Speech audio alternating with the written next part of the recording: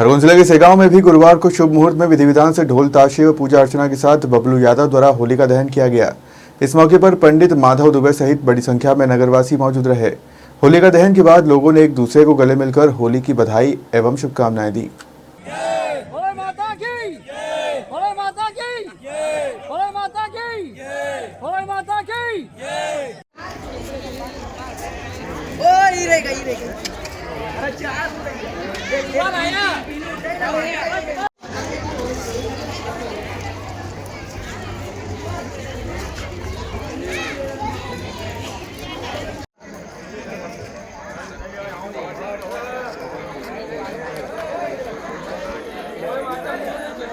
माता की जय बोलो यार, लोग कहते हो जो प्रहलाद का तरफ था, रावण का महाराज हाँ वो